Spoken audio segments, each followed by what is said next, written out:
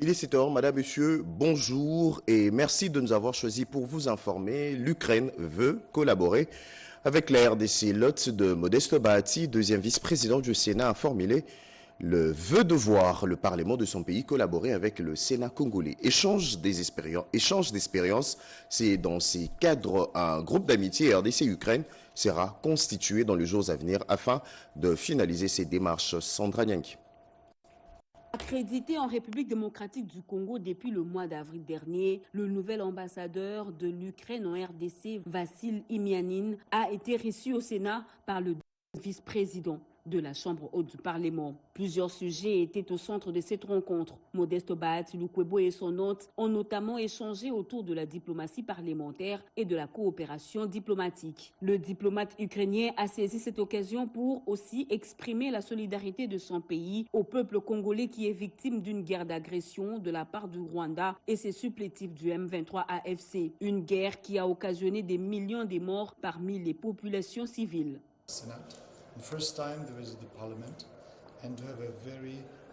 Aujourd'hui, nous avons seulement abordé quelques traits de coopération qui va être développés dans les futurs, comme c'est la première rencontre, et juste essaye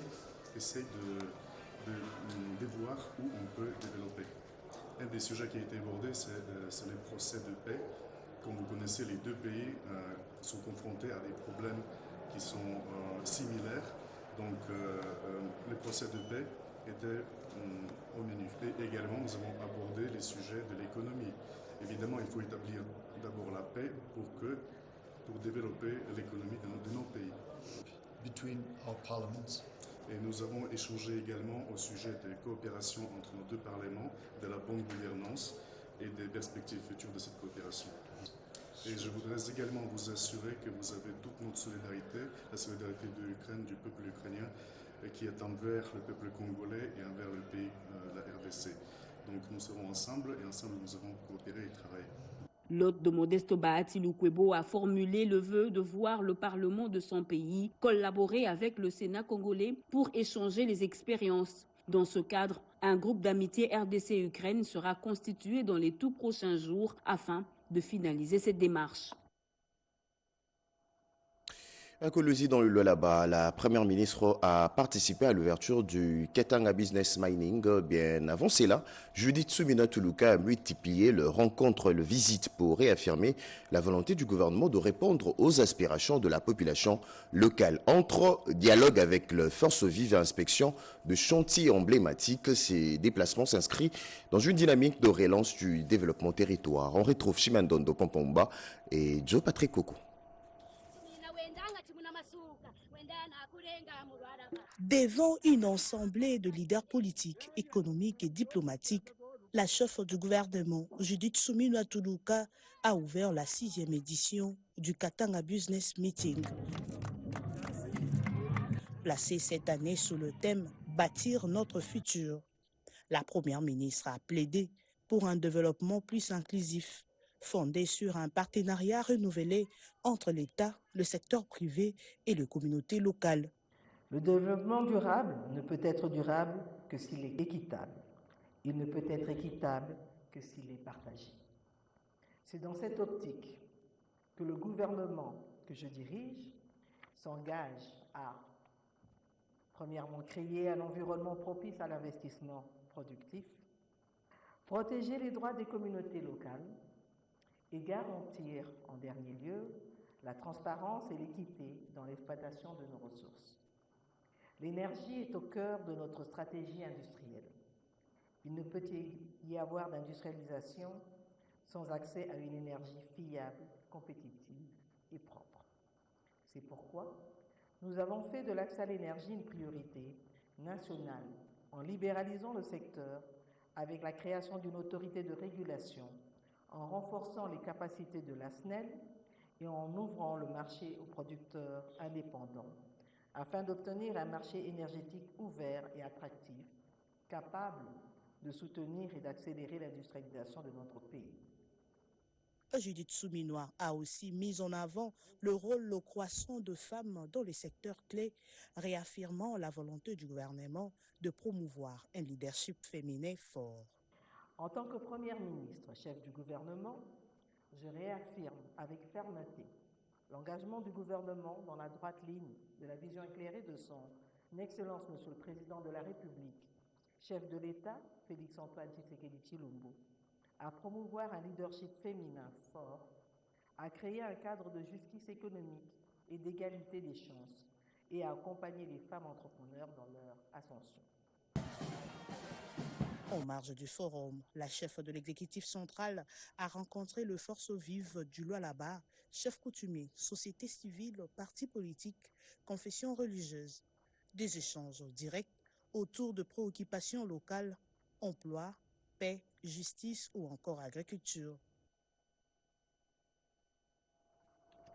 Dans un communiqué rendu public le 14 mai 2025, la RDC dénonce une nouvelle série d'exactions graves imputées à l'armée rwandaise et ses supplétifs du 1-23 dans le zone sous contrôle. Le ministre de l'Intérieur, Sécurité, Décentralisation et Affaires coutumières évoque de crimes de guerre et de crimes contre l'humanité. Eric Kabamba.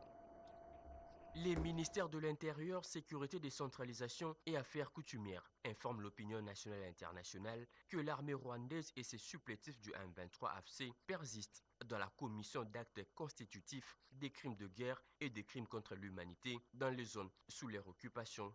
Les faits les plus récents sont les suivants. Organisation du 10 au 13 mai 2025 d'une série d'opérations de traque contre les populations civiles assimilées à tort au FDLR, FARDC ou encore au Azalendo dans la ville de Goma, le territoire de Nyiragongo et celui de Massissi, précisément dans les quartiers de Ndosho, Mugunga, Lac Vert, Katoyi, Majengo, Sake et Kimoka.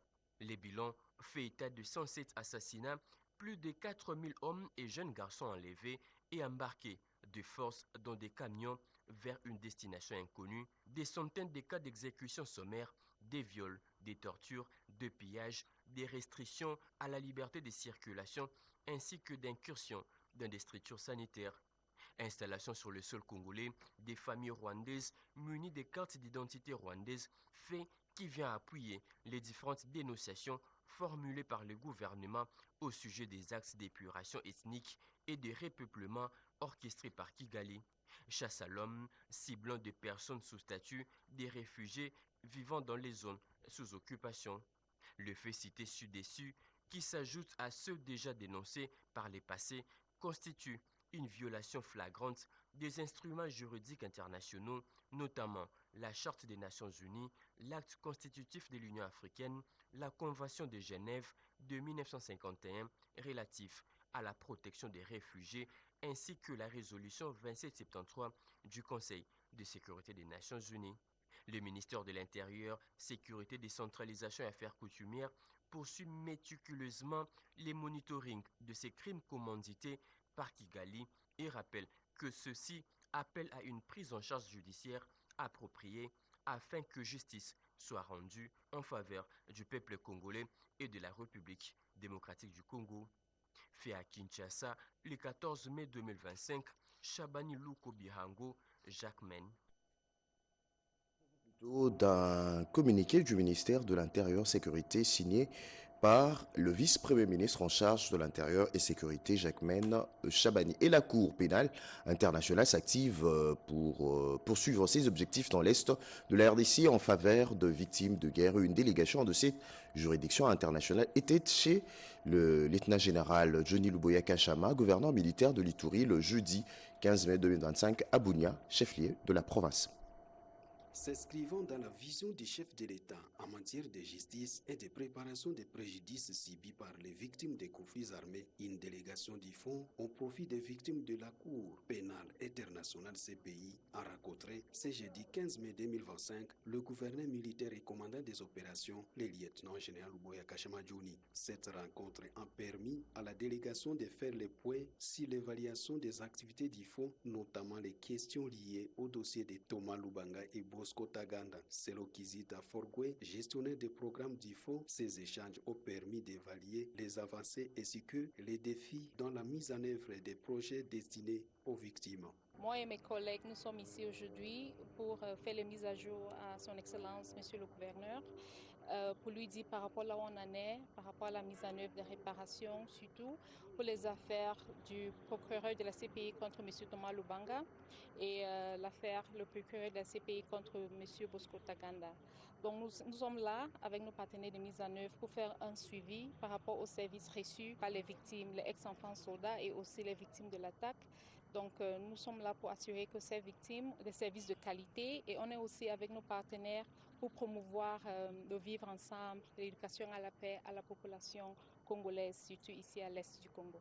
Ce que nous faisons, surtout le bureau du Fonds au profit des victimes, c'est la sensibilisation, la formation, le renforcement des capacités dans les différentes communautés pour renforcer le principe de vivre ensemble, de l'éducation à la paix. Plusieurs partenaires du gouvernement accompagnent les efforts de l'administration militaire dans la réparation des populations affectées par les conflits, notamment à travers le processus de justice transitionnelle. Pendant ce temps, certains auteurs de ces préjudices, à l'occurrence Thomas Lubanga et sa bande, ont encore repris les armes pour faire de nouvelles victimes, alors que l'administration militaire, sous le leadership du lieutenant-général Uboya Kashemajouni, a mené plusieurs actions d'intérêt public susceptibles de redonner l'espoir aux âmes meurtries par les violences entre 2000 et 2003 à Ituri. Conscient du besoin urgent en électricité dans la partie nord du Nord Kivu, le gouvernement militaire intensifie ses efforts pour améliorer la desserte énergétique dans cette région. On regarde ensemble. Autour d'une table, le gouverneur du Nord Kivu, le général-major Somo Kakule Evariste, réunit le parti prenante intervenant dans les secteurs de l'électricité le 15 mai 2025 à Béni. Le contrat des concessions relatifs à la distribution de l'énergie électrique dans les grands nord de la province, la personnalité juridique des producteurs et distributeurs, le coût et l'accès à cette denrée rare ont été discutés sans tabou.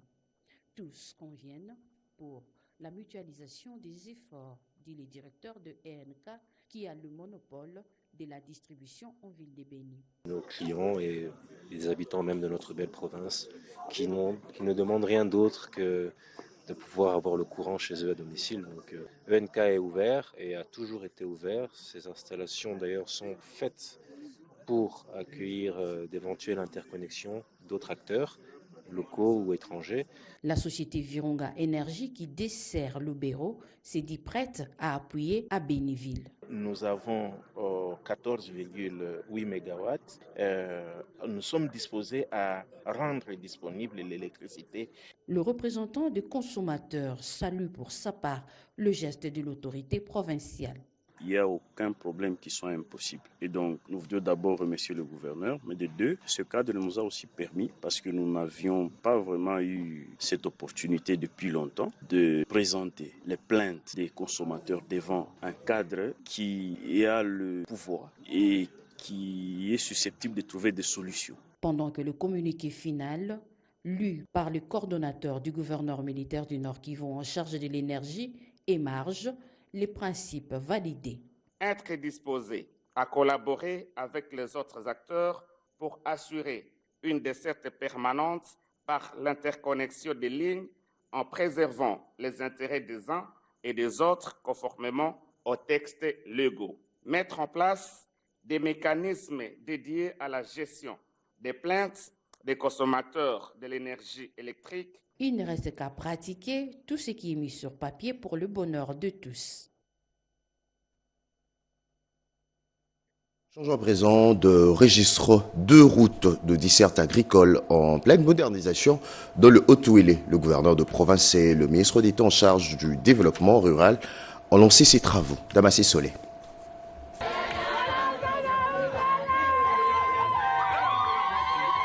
Sessenge, localité située au groupement Tadou, chefferie Logo-Gambi, en territoire de Faragé, province du Haut-Uélé à plus de 380 km d'Issiro, reçoit pour la toute première fois de son histoire de hautes personnalités le mercredi 14 mai 2025. Il s'agit du gouverneur Jean Bakomito Gambou et du ministre d'État en charge du développement rural, Mouindo Zangui Butondo. C'est dans une ambiance de liesse populaire et après les rituels des chefs coutumiers que le ministre d'État coupe le ruban symbolique et lance les travaux de réhabilitation de la route de dessert agricole Sessenge Kitambala jusqu'à Nzinzi, à la limite avec l'Ituri voisin, pour un parcours d'environ 190 km. Nous ne sommes pas à Kinshasa, nous sommes à Sessenge. Ça veut dire que le président s'intéresse au monde rural, le vrai rural, mais avec une symbolique importante, puisqu'ici c'est une route de dessert agricole, mais qui a un intérêt provincial réel qui va devoir relier de grandes parties de la province du Haut-Uélé. Jean Bakomito Gambou, dont le plaidoyer a payé, s'est dit très comblé. Le président de la République nous avait fait des promesses, il est en train de les réaliser. Nous lui disons merci. Ce n'est qu'un début. Merci beaucoup à la population de Sessenge, territoire de Farage, qui nous a bien accueillis et qui continue de soutenir les chefs de l'État. Le président de l'Assemblée provinciale, honorable Justin Zamba, et sa majesté Jean Obote Sirika, quant à eux, n'ont eu de mots que pour dire merci. Les routes sont comme des vaisseaux sanguins dans l'organisme humain. Comme partout ailleurs, Jean Bakomito Gambou et Mouindo Zangui Butondo ont démontré à la population la nécessité de renouer avec la culture du café, du palmier à huile et des cacao afin de donner naissance à ce qui renaît à ce centre après plus de 50 ans.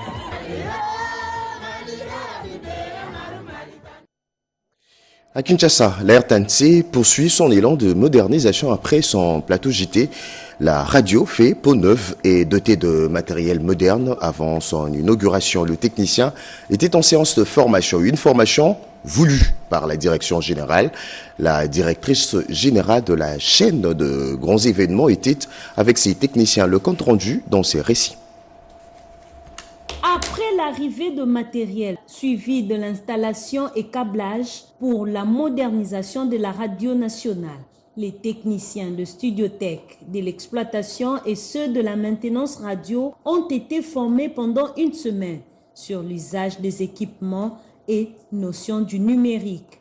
Formation assurée par une délégation des techniciens Studiothèque venus de la Belgique. La mise en niveau a concerné l'utilisation professionnelle de ces gadgets. Question d'adapter les connaissances des utilisateurs à la nouvelle technologie. Au cours d'une séance organisée ce jeudi 15 mai, la directrice générale de la RTNC, Madame Sylvie Elengue Nyembo, en face des directeurs, chefs du département technique et des logistiques de la radio, ainsi que les techniciens ont fait l'évaluation générale. Je remercie Madame le DG pour cette initiative, pour qu'il n'y ait pas des angles sous roche, que nous travaillons beaucoup avec transparence et puis avec beaucoup plus de liberté.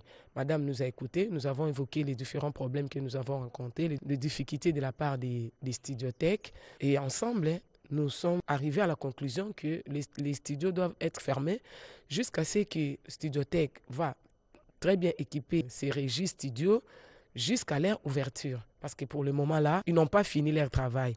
Parce qu'il y a certaines des licences qui ne sont pas encore arrivées, il y a d'autres logiciels qui ne sont pas installés. Et cela ne nous permet pas de lancer le signal à partir de ces équipements-là. Nous sommes encore patients d'attendre les studiothèques à venir équiper les studios ainsi que la salle de machines avec tous les équipements. Et c'est à ce moment-là que nous allons lancer notre premier signal numérique. Ces équipements de pointe et son personnel renforcé en capacité vont remettre la radio nationale à sa place des tam-tams d'Afrique. Une reprise dans un environnement médiatique concurrentiel, a rappelé le directeur général de la RTNC, Madame Sylvie Elengue Nyembo. Au-delà de nos frontières, l'Afrique, mutation, le pouvoir de think tank, l'analyse, l'anticipation et l'adaptation, la RDC a pris part à cette rencontre stratégique à Rabat au Maroc.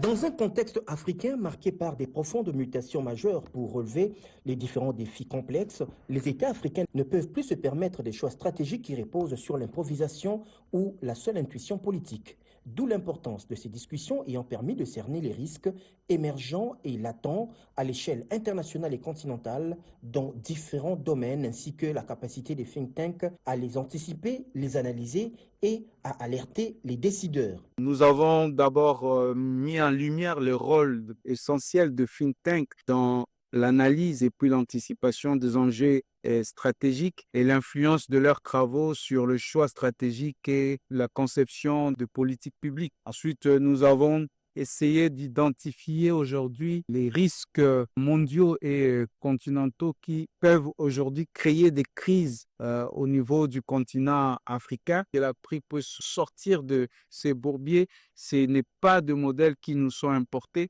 mais ça doit être des modèles qui sont pensés, qui sont conçus, qui sont débattus par les Africains et pour les Africains. Et les think tanks joueront un rôle crucial dans les décennies qui sont en train d'arriver, parce que le pays qui pourra s'en sortira face à toutes ces mutations, c'est cette nation qui pense ensemble. Notons qu'en marge de ces travaux, une étape décisive a été franchie pour renforcer la coopération intellectuelle sur le continent africain. Le think tank RDC Stratégie et l'Institut royal des études stratégiques du Maroc ont signé un protocole d'accord pour un partenariat stratégique de haut niveau ayant notamment comme objectif de répondre aux grands défis d'une Afrique en mutation. Les relations diplomatiques entre la RDC et la France ont au beau fixe. Une audience a été accordée aux diplomates français accrédités à Kinshasa par le vice-gouverneur du Haut-Katanga. Les deux personnalités ont discuté sur le question d'intérêt commun. Nous avons eu l'honneur d'être reçus en audience par le vice-gouverneur, à qui nous avons redit notre attachement évidemment à notre attachement à la RDC, à la province du Katanga. On lui a bien signalé également que nous avions tout ce que la France avait fait pour accompagner la République démocratique du Congo, notamment dans ses démarches auprès du Conseil de sécurité, puisque la France est à l'origine de la résolution 2773 du Conseil de sécurité des Nations Unies, et que cela se manifeste également par des contacts réguliers entre les deux présidents, le président Macron et le président Tshisekedi. Et par ailleurs signaler, comme le sait le vice-gouverneur, que nous avons la deuxième communauté française en République démocratique du Congo, se trouve au Katanga, où nous avons environ 350 nationaux qui sont sur place, qui travaillent, qui ont des affaires, et qui vivent souvent au Katanga depuis déjà plusieurs générations. On a fait le tour un peu des quelques questions tournant autour de ces thèmes-là. Dans l'actualité également, lancement hier jeudi de la Semaine mondiale de la sécurité routière. La Commission nationale de prévention routière a placé cette journée sous l'insigne de sensibilisation des usagers de la route dans une ville de Kinshasa confrontée aujourd'hui par des embouteillages qui paraissent interminables. Rodépana. Début ce 15 mai de la Semaine mondiale de la sécurité routière. En République démocratique du Congo, la Commission nationale de prévention routière CNPR entend organiser plusieurs activités afin de sensibiliser les usagers de la route, chauffeurs, conducteurs et passagers à bord du véhicule, mais aussi les piétons sur l'importance de la sécurité routière. Occasion pour la délégation syndicale de la CNPR, agents et cadres de ces services spécialisés de l'État en matière de prévention et sécurité routière de réaffirmer leur engagement à sauver les vies humaines sur les routes par la signalisation et surtout de remercier une fois de plus le vice-premier ministre, ministre des Transports, Jean-Pierre Bemba Gombo, pour avoir rétabli la CNPR dans ses droits et attributions régaliennes. Le VPM Jean-Pierre Bemba a montré qu'il est un vrai patriote. Il a réagi positivement. Voilà pourquoi nous sommes venus les remercier et les féliciter. Aujourd'hui, nous ne sommes pas là pour revendiquer quoi que ce soit, mais c'est pour les féliciter. D'abord, c'est la justice. La CNPR maintenant paiera payer les fournisseurs au prorata des imprimés livrés et vendus. La CNPR a le devoir de sécuriser les Congolais sur le terrain. la SNPR va déployer les agents sur le terrain afin de faire face à certains problèmes, notamment le problème des embouteillages. À en croire le président de la délégation syndicale de la SNPR, Franklin Mbokolo, cette action patriotique et salvatrice de l'autorité de tutelle va à coup sûr donner un coup de pouce à la SNPR, notamment l'accroissement des panneaux de signalisation routière et bien d'autres moyens de prévention. Et pendant ces temps, la ville de Kinshasa, la ville-province de Kinshasa veut faire peau neuve. Outre les efforts du gouverneur Daniel Bumba Lubaki, le bourgmestre s'inscrive dans une vaste campagne d'assainissement. À l'exemple ce matin de ces images qui vous plongent au cœur de la commune de Kalamou. Son bourgmestre et sa notabilité s'élancent dans une lutte sans merci contre l'insalubrité. Iverson Kaboba. Revêtir la ville, province Kinshasa, de sa plus belle robe, telle est la volonté de l'honorable Lambert Osango Tsenga à travers les travaux d'assainissement avec ses fonds propres pour lutter efficacement contre l'insalubrité dans les différentes communes du district de Funa. La première est la commune de Kalamou sous la supervision de son autorité municipale. Déterminée à accompagner la vision du gouverneur de la ville, Daniel Bumba, sur l'embellissement des artères de Kinshasa, tel que voulu par le chef de l'État, Félix-Antoine Tshisekedi Tshilombo, les jeunes de tous bords du district de Funa ont répondu présent à l'appel de l'élu national pour consentir des efforts afin de pouvoir rendre viable la commune de Kalamou à travers les travaux de curage des caniveaux bouchés. Une initiative saluée par la population. Un vif remerciement à l'honorable pour ces travaux qui permettront la libre circulation des véhicules, mais aussi pour lutter contre les inondations récurrentes ici. Ce démarrage des travaux d'assainissement va s'étendre partout ailleurs à travers la Funa sous la coordination de la fondation Folas Bopeto de l'honorable Lambert Osango.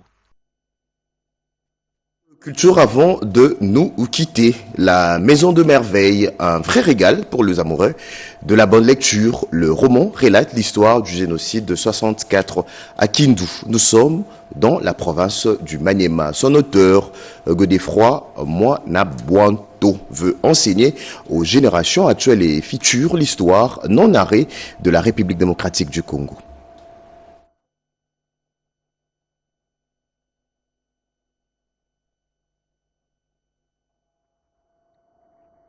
La fondation Constant Gandou Kalala a été devant la presse le samedi 10 mai 2025 pour annoncer la remise du trophée Amour du Congo qui sera décerné aux fils et filles du pays qui se sont démarqués par leur sens élevé de patriotisme pour le rétablissement de la paix en République démocratique du Congo. À cet effet, une soirée de gala sera organisée à l'honneur des nominés le samedi 31 mai 2025 dans un contexte très particulier pour soutenir les efforts du président de la République, Félix-Antoine Tshisekedi Tshilombo, des forces armées de la RDC et des patriotes Ouazalendo.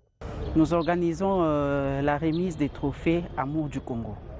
C'est une édition spéciale que nous organisons pour récompenser, encourager les compatriotes, les politiciens, les hommes de culture, les médecins, les hommes des médias, les pasteurs, ceux qui se sont battus pendant cette période et qui continuent de se battre pendant la période que nous sommes en train de traverser.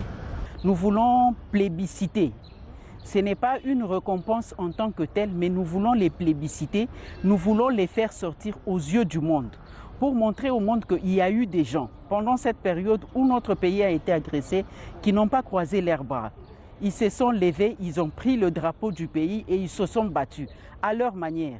Ils se sont battus, ils ont fait quelque chose. Je pense que cela va impacter le pays et cela va impacter le peuple congolais parce qu'ils verront qu'il y a des gens jusqu'à présent qui aiment et qui continuent d'aimer leur pays.